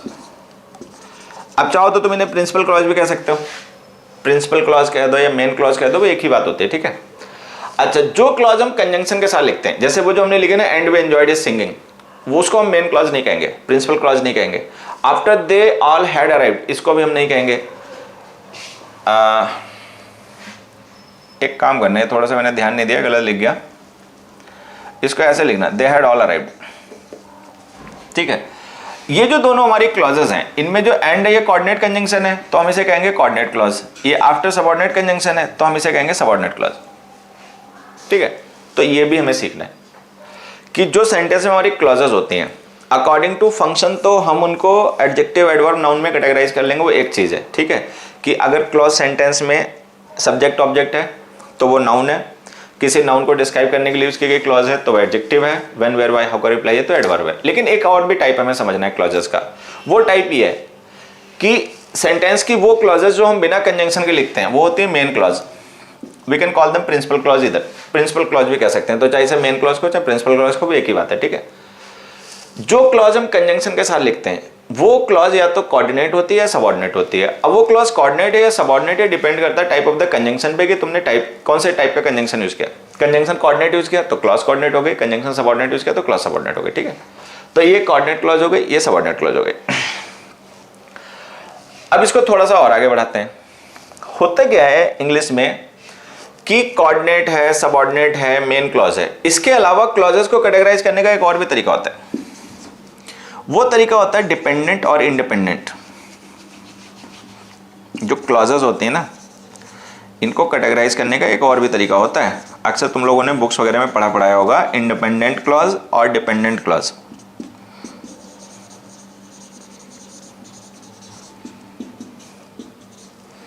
ऐसे तो जब इतना ही सब सीख रहे हैं कि नाउन क्लॉज क्या है, फ्रेज और एडवर्ब क्लॉज क्या है, एडजेक्टिव क्लॉज क्या है, कोऑर्डिनेट क्लॉज क्या है, सबऑर्डिनेट क्लॉज क्या है, ठीक है, तो ये भी सीख लेते हैं इंडिपेंडेंट क्लॉज क्या है, डिपेंडेंट क्लॉज क्या है, ठीक है। अब ऐसे अगर याद रखने वाली बात करें तो जो हमारी मेन क्लॉज होती है और कोऑर्डिनेट क्लॉज होती हैं ये होती हैं इंडिपेंडेंट, ठीक है। सबऑर्डिनेट क्लॉजेस होती हैं वो होते हैं डिपेंडेंट।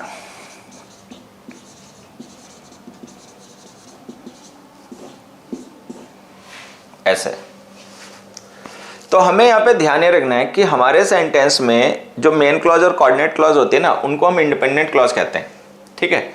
लेकिन जो सबऑर्डिनेट क्लॉजेस होती हैं वो डिपेंडेंट क्लॉज होती हैं। क्यों वो डिपेंडेंट क्लॉज होती हैं, बाकी कोऑर्डिनेट क्लॉज क्यों नहीं डिपेंडेंट क्लॉज होती, अब देखो इसको भी मैं समझा देता हूँ।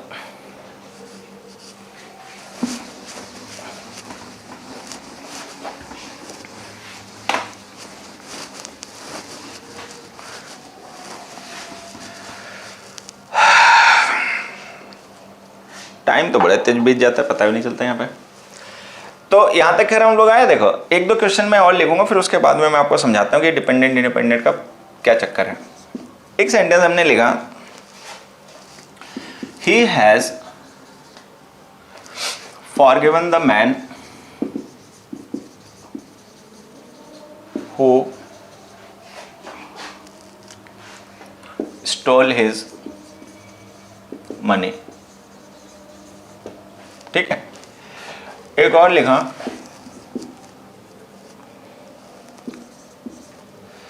वी शैल नेवर ट्रस्ट, दिख रही है line, we shall never trust what he is saying. अब देखो what he is saying, who stole his money, ये भी हमारी सबऑर्डिनेट क्लॉज है, ये सबऑर्डिनेट क्लॉज है और ये भी सबऑर्डिनेट क्लॉज है। क्योंकि कोऑर्डिनेट क्लॉज वही होती है जिसमें हम कोऑर्डिनेट कंजंक्शन यूज करें। कोऑर्डिनेट कंजंक्शन का मतलब होता है फॉर और, मतलब फैन वर्ड्स वही फॉर एंड नॉर बट और येट सो, ठीक है। WH family word subordinate conjunction होते हैं। तो ये जो व्हाट है ये WH फैमिली वर्ड है, हु WH फैमिली वर्ड है, आफ्टर तो खैर है ही सबऑर्डिनेट कंजंक्शन। तो ये हमारी सबऑर्डिनेट क्लॉज हो गई, ये सबऑर्डिनेट क्लॉज है, ये सबऑर्डिनेट क्लॉज है, ये सबऑर्डिनेट क्लॉज है, ये कोऑर्डिनेट क्लॉज है। ये जो लिखी हुई है ये मेन क्लॉज है।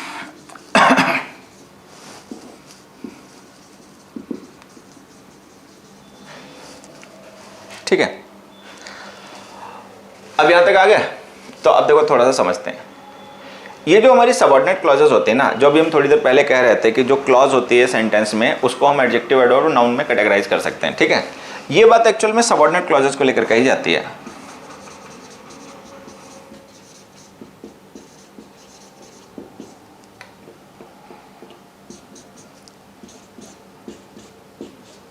ये यहां पे हमें समझना है कि जो हम कहते हैं ना कि क्लॉज जो होती है वो सेंटेंस में नाउन, एडजेक्टिव, एडवर्ब के अकॉर्डिंग उसको हम कैटेगराइज कर सकते हैं टाइप को, कि अगर वो सेंटेंस में सब्जेक्ट ऑब्जेक्ट है तो हम इसे नाउन क्लॉज कहेंगे, अगर वो किसी नाउन प्रोनाउन को डिस्क्राइब कर रही है तो एडजेक्टिव क्लॉज कहेंगे, अगर वो वर्ब को डिस्क्राइब कर रही है व्हेन, वेयर, व्हाई, हाउ का रिप्लाई तो एडवर्ब क्लॉज कहेंगे, ठीक है।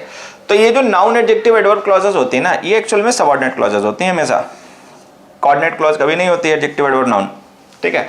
अब ये जो हमारी सबऑर्डिनेट क्लॉजेस हैं, अगर हम इनको देखें तो अगर ये सबऑर्डिनेट क्लॉज है तो इसका मतलब या तो ये नाउन होंगी, या एडजेक्टिव होंगी, या एडवर्ब होंगी। अब हम इन्हें पहचानते हैं। We shall never trust what, तो हमने पढ़ा व्हाट या हुम का रिप्लाई ऑब्जेक्ट होता है। जो वर्ड्स व्हाट या हुम को रिप्लाई करते हैं वो ऑब्जेक्ट होते हैं। जो विच को या व्हाट काइंड ऑफ को रिप्लाई करते हैं वो एडजेक्टिव होते हैं। जो व्हेन, वेयर, व्हाई, हाउ को रिप्लाई करते हैं वो एडवर्ब होते हैं। तो अगर वो वर्ड जो व्हाट को रिप्लाई करता है नाउन होता है, ऑब्जेक्ट होता है, तो जो व्हाट है वो भी वही होगा। तो ये जो व्हाट के साथ हम क्लॉज लिखते हैं ना, ये क्लॉज नाउन क्लॉज होती हैं।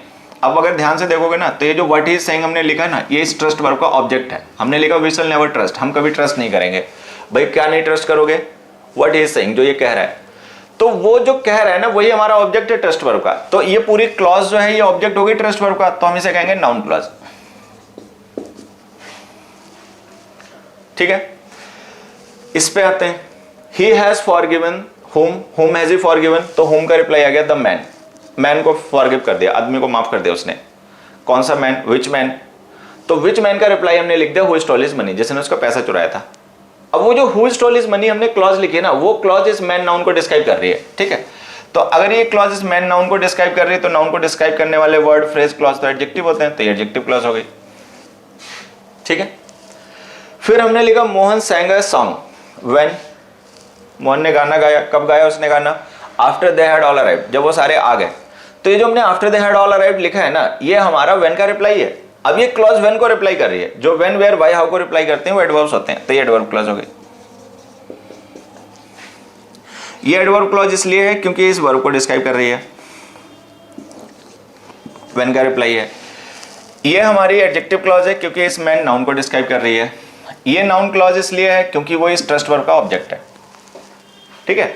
तो ये जो सबऑर्डिनेट क्लॉजेज होती हैं ये नाउन, एडजेक्टिव, एडवर्ब का काम करती हैं। अब जरा देख लेते हैं कोऑर्डिनेट क्लॉज क्या करते हैं। कोऑर्डिनेट क्लॉज कुछ नहीं करती। कोऑर्डिनेट क्लॉज कुछ नहीं करती। कुछ नहीं करने का मतलब होता है ना वो नाउन होती है, ना वो प्रोनाउन होती है, ना वो एडजेक्टिव होती है, वो खुद एक इंडिपेंडेंट एक्शन होती है, ठीक है। अब देखो हमें पता है कि व्हाट इज सेइंग जो हमने क्लॉज लिखी है ना, ये ऑब्जेक्ट है उस ट्रस्ट वर्ब का, तो ये इंडिपेंडेंट कोई एक्शन तो है नहीं, क्योंकि अगर ऑब्जेक्ट है तो ऑब्वियस बात है किसी मेन वर्ब के लिए ही यूज करोगे, उसका अपना सेल्फ एग्जिस्टेंस तो कुछ होता नहीं है। तो ये क्लॉज जो है वो डिपेंडेंट है। डिपेंडेंट इसलिए है क्योंकि वो इस वर्ब का ऑब्जेक्ट है। अगर हम उस वर्ब को हटा दें तो फिर इसकी कोई जरूरत नहीं रहेगी यहाँ पे, ठीक है। हु स्टोल हिज मनी, ये जो क्लॉज है ये एडजेक्टिव है, और हमें पता है एडजेक्टिव को बिना नाउन के लिए नहीं यूज किया जा सकता। तो अगर नाउन है तो एडजेक्टिव है, नाउन ना हो तो एडजेक्टिव क्या कर लेगा। तो इसका मतलब ये जो हु स्टोल हिज मनी हमने क्लॉज लिखी है ये डिपेंडेंट क्लॉज है जो इस मैन के रिलेशन में यूज की जा रही है। अगर मैन ना हो तो ये भी नहीं, ठीक है। After they had all arrived, हमें पता ही एडवर्ब है। एडवर्ब का यूज किया जाता है किसी वर्ब को रेफर करने के लिए। अगर वर्ब ही ना हो तो एडवर्ब क्या कर लेगा। तो ये जो हमारी सबऑर्डिनेट क्लॉजेस होते हैं ना, ये मेन क्लॉज के लिए यूज की जाती हैं। या तो ये मेन क्लॉज में लिखी गई वर्ब को डिस्क्राइब करती हैं, या उसमें लिखे किसी नाउन को डिस्क्राइब करती हैं, या मेन क्लॉज में लिखी गई वर्ब के सब्जेक्ट ऑब्जेक्ट होती हैं। तो ये इंडिपेंडेंट नहीं होती हैं, डिपेंडेंट होती हैं, ठीक है। अच्छा, मेन क्लॉज जो होती है वो इंडिपेंडेंट एक्शन होती है।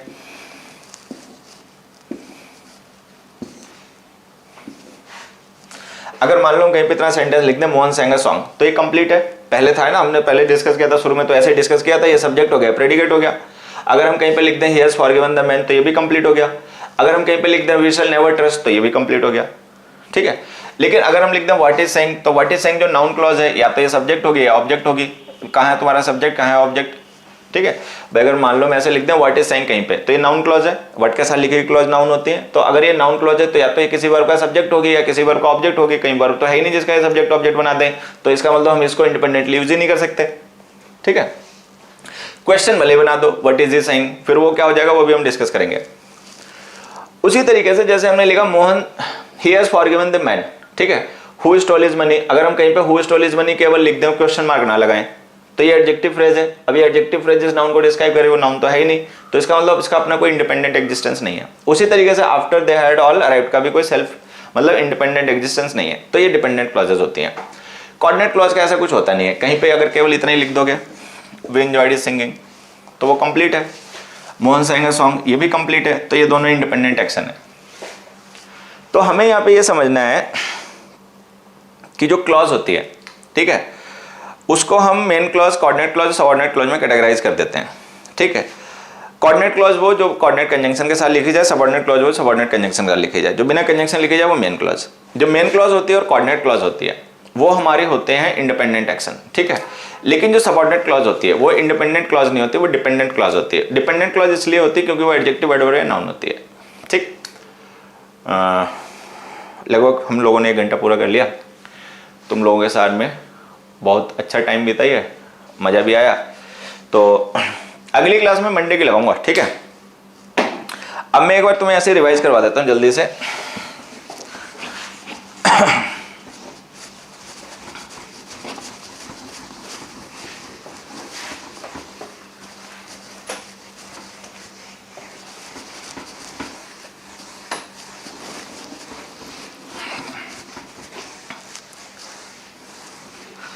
कि जो बेसिक्स ऑफ इंग्लिश नाम से ही हमने सीरीज शुरू की है, एक प्लेलिस्ट भी मैंने बना दी है बेसिक्स ऑफ इंग्लिश नाम से, ठीक है।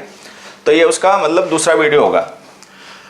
इस वीडियो में मेनली हमने बेसिक टर्म्स ही क्लियर किए कि भाई सेंटेंस क्या है, ठीक है, और सब्जेक्ट क्या है, प्रेडिकेट क्या है, कंपाउंड सब्जेक्ट क्या है, कंपाउंड प्रेडिकेट क्या है, क्लॉज क्या है, फ्रेज क्या है, उनके टाइप्स क्या हैं, डिपेंडेंट क्लॉज क्या है, इंडिपेंडेंट क्लॉज क्या है, कोऑर्डिनेट क्लॉज क्या है, सबऑर्डिनेट क्लॉज क्या है, ये सब डिस्कस किया, ठीक है।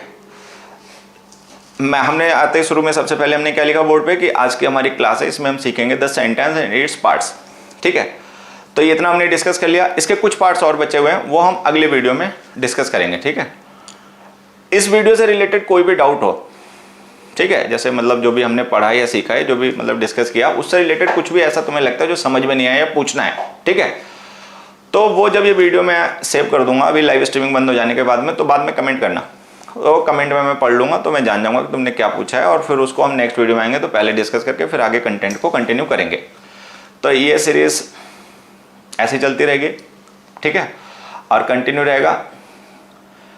अब हम एक दो वो तुम्हारे क्या नाम क्वेश्चंस अगर कुछ ढंग के हो, मुझे लगता नहीं। हाँ, एक चीज़ मेरी तरफ और बताने को भी, देखो मैं अपनी तरफ से पहले बता देता हूँ कि मेरी बातें अधूरी न छूट जाएं। जो हमारा ऐप है असेक स्टडी, ठीक है, तो ये शायद मैंने पिछले हफ्ते कोई वीडियो बनाया होगा तो उसमें भी समझाया होगा कि जो हमारा वीकली टेस्ट है ना, सैटरडे वाला, सैटरडे का जो हमारा सैटरडे टेस्ट होता है वीकली, ठीक है, वो इस बार से फंक्शनल हो जाएगा। इस बार से फंक्शनल हो जाने का मतलब ये है कि कल आप चाहोगे तो 5 जनवरी को वो टेस्ट दे पाओगे, ठीक है। कल से मतलब वो हमारे ऐप पे काम करेगा, आप उसको टेस्ट को दे पाओगे, कोई दिक्कत नहीं होगी। ये टेस्ट किसी भी बच्चे के लिए है, कोई भी बच्चा इस टेस्ट को दे सकता है, और ठीक है, उसके लिए कोई फॉर्मेलिटी वगैरह ज़्यादा नहीं है, बस ऐप डाउनलोड करना है। असेक स्टडी नाम का ऐप है, इस ऐप को डाउनलोड करना है, अपना साइन अप वगैरह उस पर करना है, क्रेडेंशियल्स वगैरह डाल के लॉगिन करना है, ठीक है। और सैटरडे को टेस्ट मुझे लगता है सुबह 10-11 बजे तक लाइव हो जाएगा, हो सकता है पहले हो जाए, अपना देख लेना एक बार, और उसको टेस्ट को देना। वो जो हमारा वीकली टेस्ट होता है ना सैटरडे को, हम उसको कहते हैं CPT, CEPT। सी का मतलब क्लासिक क्लासेस मेरे नाम है कोचिंग का, तो CPT का मतलब हो गया classic English proficiency test. 100 mark का टेस्ट होता है, और हम इसको थोड़ा सा मेहनत करके तैयार करते हैं, ठीक है। मतलब अच्छे लेवल के क्वेश्चंस होते हैं, प्रीवियस ईयर के रट्टे वट्टे वाले नहीं होते हैं। अगर ये टेस्ट दोगे तो आपको अपना एक्चुअल में एवेल्युएशन पता चलेगा कि आप कहाँ पर स्टैंड करते हो इंग्लिश में, ठीक है। कितना पढ़ा है, कितना याद किया, वो अलग चीज़ है, लेकिन जब नौबत आएगी तो कितना परफॉर्म कर लोगे वो यहाँ से टेस्ट हो जाएगा, ठीक है। तो 100 मार्क का टेस्ट होगा, और क्वेश्चंस बिल्कुल उसी टाइप के होंगे जैसे हमारे पेपर में आते हैं, वनडे कॉम्पिटिशन्स में आते हैं। सेंटेंस अरेंजमेंट है, वोकैब है, ग्रामर है, फिल इन द ब्लैंक्स है, क्लोजर्स है, अनसीन पैसेज है, वही सारे होंगे, ठीक है। बस ये बता देता हूं, ये सिंगल अटेम्प्ट टेस्ट है, सिंगल अटेम्प्ट, सिंगल डे। मतलब इस टेस्ट को आप केवल सैटरडे को ही अटेम्प्ट कर सकते हो। एवरी सैटरडे ये लाइव हो जाया करेगा, ठीक है। सैटरडे को आप सुबह से लेकर रात तक, जब तक डेट ना चेंज हो जाए, किसी भी टाइम इसको अटेम्प्ट करके दे सकते हो, ठीक है। और बाकी दिनों में इसको नहीं दे पाओगे। अगर अपने को एवेल्युएट करना चाहते हो तो थोड़ा सा डिसिप्लिन होना पड़ेगा। मेरे साथ चीज़ें जो होती हैं वो थोड़ी सी ऐसी होती हैं, ठीक है।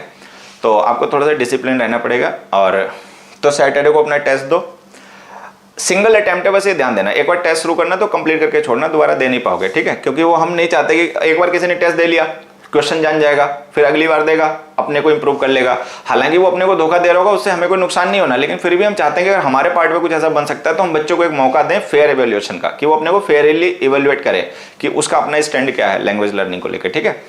तो ये कल से लाइव हो जाएगा। सिंगल अटेम्प्ट है, सिंगल डे टेस्ट है, सैटरडे को ही देना है और एक ही बार में दे सकते हो, दोबारा उस टेस्ट को दे नहीं पाओगे। हालांकि उसके बाद में आपकी रिस्पॉन्स शीट आपको मिल जाएगी कि आपके कौन से क्वेश्चन सही हुए, कौन से क्वेश्चन गलत हो गए। और दूसरी मजे की बात जो भी जाननी शायद कुछ बच्चों को नहीं जानते होंगे, मैं बता देता हूँ। ये जो आप टेस्ट दोगे ना 100 मार्क्स का सैटरडे को, इसी टेस्ट का वीडियो सॉल्यूशन, वीडियो का हम तो लाइव ही डिस्कस कर लेंगे उसे, वीडियो सॉल्यूशन इसी टेस्ट का आपको मिल जाएगा इधर संडे और मंडे, मतलब संडे या मंडे में उसी टेस्ट का आपको वीडियो डिस्कशन में मिल जाएगा। तो आपने जो उसमें क्वेश्चन वगैरह किए होंगे वो क्यों गलत हो गए, क्यों सही हो गए, ये भी जान पाओगे, ठीक है। और कुछ नया भी सीखने को मिल जाएगा जब सॉल्यूशन उसका डिस्कशन होगा। तो टेस्ट देना अपना, ठीक है, उसके बाद में ये मिल जाएगा। जिन बच्चों ने अभी तक हमारा ऐप डाउनलोड ना किया हो असेक स्टडी, ठीक है, वही ऐप अपना डाउनलोड कर लें, क्योंकि आप टेस्ट इसी पे दे पाओगे। टेस्ट यहाँ होगा, वीडियो सॉल्यूशन जो डिस्कशन वगैरह होगा वो हम यूट्यूब पे कर लेंगे, लेकिन उसका प्रॉपर फायदा जितना मिलना चाहिए वो तभी मिलेगा जब एक बार आप टेस्ट अपने आप देख लोगे, ठीक है। और ये तो थी मेरी कहानी, जो मुझे अपनी तरफ से बातें करनी थी, मैंने कर ली। अब अगर तुम्हारा कुछ भी ढंग का पूछने वाला है तो मैं 5 मिनट तुम लोगों के कमेंट पढ़ूंगा, उसके बाद फिर निकल जाऊंगा। आजकल मैं मूवी नहीं देख पा रहा बिल्कुल रात को। तो सर पीडीएफ मिलेगी? पीडीएफ शायद मुझे लगता है ऐप से डाउनलोड हो जाएगी, हाँ बाद में। कैमरा ठीक कर लें, क्या कैमरे में है? हाँ कैमरा देखूंगा मैं आज, इसमें क्या दिक्कत है। सर मैं शुरू कर रहा हूँ सीजीएल की तैयारी, सर मैं कितने दिनों में इंग्लिश सीख जाऊंगा? ये जो बच्चा, 1 मिनट रुक जाओ, कमेंट करना बंद करो। ये जो राकेश वर्मा बच्चे ने क्वेश्चन पूछा ना, यही मैंने अपने एक सर से पूछा था, ठीक है। मैंने उनसे पूछा, मैं असल में उनको ऐसे ही स्पिरिचुअली मिलने जाता था थोड़ा सा, ठीक है। तो वो मेरे को एक दिन एक कहानी बता रहे थे कि कोई पर्सन था, वो कहीं किसी तीर्थ यात्रा पे जा रहा था, तो रास्ते में उसको कोई फकीर मिले। उन्होंने उससे पूछा कि फकीर साहब मैं ऐसी फला जगह जा रहा हूँ और मुझे वहाँ पहुँचने में कितना टाइम लग जाएगा? तो उन्होंने कहा कि भैया वो जगह जितनी दूर है तो तुम्हें पता ही है, अब कितना टाइम लग जाएगा ये तो कोई नहीं बता सकता, इट डिपेंड्स ऑन यू, ये तो तुम पर डिपेंड करता है। जैसे मटक मटक के चल रहे हो ऐसे ही चलते रहो तो हो सकता है साल निकल जाए ना पहुंच पाओ, और नहीं तो हो जाओ गोली, ठीक है, रेल बन जाओ तुरंत पहुंच जाओगे, ठीक है। तो ये क्वेश्चन का जो आंसर मुझसे जानना चाह रहे हो, मैं भले ही टसन दिखाने के लिए या तुम्हें मतलब रफा दफा करने के लिए कोई मनचाहा आंसर दे दूं जो तुम सुनना चाह रहे हो, लेकिन इसका एक्चुअल में कोई आंसर नहीं हो सकता, क्योंकि तुम्हें कितना टाइम लगेगा डिपेंड करेगा कि तुम कितने डिवोटेड हो, तुम कितने डेडिकेटेड हो, तुम्हें पढ़ाने वाला कितना डेडिकेटेड है, और जिस कंटेंट को तुम डील कर रहे हो वो इफेक्टिव कितना है। तो उसमें कई कंपोनेंट हैं जो डिसाइड करेंगे कि तुम्हारा टाइम कितना लगेगा चीजों को क्लियर होने में, और कभी होंगी भी या नहीं होंगी। तो ये तो ऐसे क्वेश्चंस होते हैं इनका क्या मैं आंसर दे दूं। अब वो देखो फिर से पूछ रहा है इंग्लिश कब तक आ जाएगी, ऐसे बता दूं इंग्लिश कब तक आ जाएगी। चलो ठीक है, बढ़िया है। जो भी आपके क्वेश्चंस क्वेरीज वगैरह हैं वो आप बाद में कमेंट कर दें वीडियो में, मैं देख लूंगा, ठीक है। और उसके बाद में फिर हम मंडे को मिलते हैं नेक्स्ट इसी क्या नाम सीरीज को आगे कंटिन्यू करते हुए, ठीक है। जो आज हमने पार्ट्स डिस्कस किए इनको आगे डिस्कस करेंगे। नमस्कार, गुड नाइट। बंद कर देता हूं मैं, ये कहां से देखता हूं बंद होगा, यहां से शायद होगा, ठीक है। और सो बाय बाय एवरीबॉडी। और ये